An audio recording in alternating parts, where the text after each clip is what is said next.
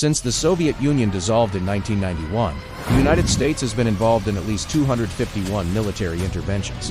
That means, on average, a new military operation has kicked off every few months for over 3 decades. This state of near-constant conflict, sometimes simmering on low, sometimes boiling over, has become the new normal. But why? Why is a country that's separated from most of the world by 2 enormous oceans, caught in a cycle of perpetual conflict, with its military operating all over the globe, every single day? The official reasons are probably familiar. They're the justifications we hear from the White House or see on the news.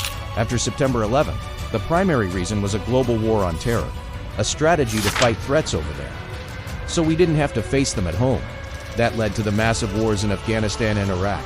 Another common reason is humanitarian intervention, the idea of stopping atrocities and protecting human rights, which was the argument for operations in the Balkans and Libya. And of course, there's the ongoing mission to promote democracy. While those reasons are often a real part of the story, they just don't explain the relentless pace and sheer number of these interventions. They don't explain how this became a reality that feeds itself. To get that, you have to look past the official press conferences and dig into the vast, complex machine that makes this state of constant conflict not just possible, but in many ways, inevitable. To fight a war anywhere in the world, you first have to be able to get there. And in this, the United States is unlike any nation in history. It can project military power into almost any corner of the planet at a moment's notice. This is all built on one staggering piece of global infrastructure: its network of military bases. As of 2025, the U.S. operates over 750 military installations in more than 80 countries. These aren't just tents and landing strips. They range from city-sized hubs, like Ramstein Air Base in Germany, to smaller, secret drone outposts. This global posture, with more than 190,000 troops stationed far from home, is the logistical backbone for America's constant military engagement. Think of it as a worldwide highway system for the armed forces. When trouble flares up in the Middle East, forces can surge from bases in Qatar. When tensions rise in the Pacific, fleets are already on patrol, sailing from ports in Japan. Japan alone hosts the highest number of U.S. bases in the world, with some counts listing around 120 installations. To be clear, this number includes everything from small communication sites to major air bases, not just massive combat hubs. This network makes the decision to intervene militarily much easier. When you've got a hammer in every part of the world, a lot of problems start to look like nails. This system wasn't built for just one enemy. It's mostly a relic of World War II and the Cold War, designed to contain the Soviet Union. But when the USSR fell, the bases didn't close. Their mission just changed. They became the staging grounds for the next generation of interventions, from the Balkans to the Horn of Africa. This permanent forward-deployed presence creates a default setting for American foreign policy. Before the diplomats have even booked their flights, the military option is already on the table, fueled up, and ready to go. The infrastructure doesn't just allow for intervention, it actively encourages it. The second piece of this puzzle is economic. It's a force so powerful that President Dwight D. Eisenhower, a celebrated 5-star general, spent his farewell address in 1961, warning the nation about it. The military-industrial complex. Today, that complex is bigger and woven more deeply into the American economy than Eisenhower could have ever dreamed. The U.S. defense budget is astronomical. The request for fiscal year 2025 was nearly $850 billion, with talks of pushing it toward $1 trillion a year. More than half of that money doesn't go to paying soldiers or keeping the lights on at bases. It goes to private military contractors.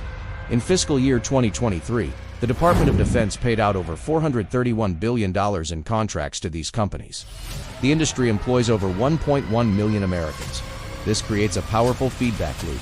Defense corporations get huge government contracts, and a chunk of the profits are funneled right back into Washington's political system. Over the last 2 decades, the defense industry has spent $2.5 billion on lobbying and another $285 million on campaign donations. On average, they employ more than one lobbyist for every single member of Congress. Their job is to push for policies that mean more military spending and more weapons sales. But their most brilliant tactic is something called political engineering. When a company like Lockheed Martin designs a new fighter jet, the F-35, it doesn't build the whole thing in one factory. It intentionally spreads the subcontracts for every component across as many congressional districts as it can in the case of the F. That's across 45 different states. So a vote against that jet isn't a vote against a weapons system, It's a vote against jobs in a congressperson's home district. It turns military spending into a domestic jobs program, making it almost politically impossible to cut, whether the weapon is truly needed or not. This economic engine runs on its own logic, separate from any real-world threat. It needs to be fed. It thrives when the world is seen as a dangerous place, which justifies the need for newer, more expensive weapons. It's not that executives are sitting in a room plotting new wars.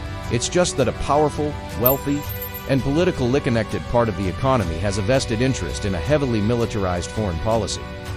A world at peace is bad for business. The third and final pillar is strategic. After the fall of the Soviet Union, the U.S. was the world's only superpower, what some called the unipolar moment. American foreign policy became fixated on keeping it that way. The goal was to build and maintain a global order that served American interests, protecting trade routes, ensuring access to resources like oil, and stopping any other country from getting powerful enough to challenge U.S. dominance. This strategy required a military that could do more than just defend. It had to actively shape what was happening overseas. The intervention in the Persian Gulf in 1991 was partly about protecting the global flow of oil. The expansion of NATO into Eastern Europe was about cementing American influence in a region once dominated by Russia. In recent years, the story has changed again. The war on terror is no longer the main focus. According to the Pentagon's own National Defense Strategy, the priority has officially shifted to an era of great power competition, mainly with China and Russia. This new chapter recasts the world as a global chessboard. Every military deployment, every alliance, every intervention is now seen through the lens of pushing back against Chinese influence in Asia or Russian ambitions in Europe.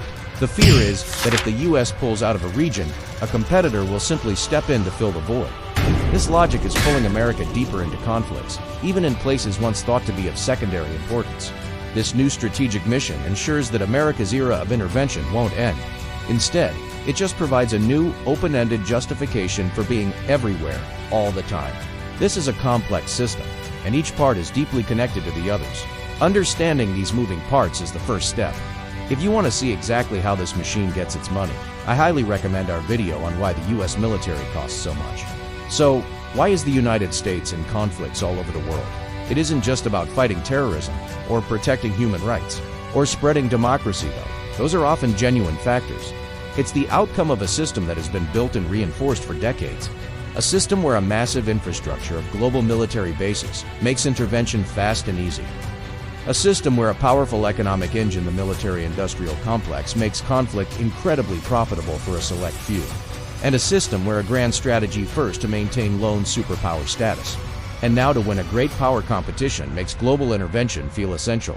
These three forces though, infrastructure, the economics, and the strategy, have locked together to create a self-perpetuating cycle. Each intervention proves the need for the bases, which makes the next intervention possible. Each conflict sends billions to the defense industry, which uses its influence to lobby for policies that create more conflict. And the grand strategy of global competition provides an endless supply of threats that justify keeping the whole machine running. This wasn't built by one president or a single political party. It has been a bipartisan project for decades, evolving from the Cold War to the War on Terror, and now to this era of great power competition.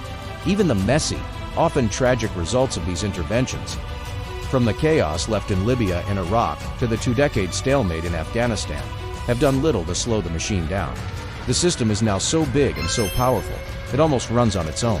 And that leaves us with a difficult, fundamental question. The question is no longer whether America can intervene anywhere in the world, but whether it should.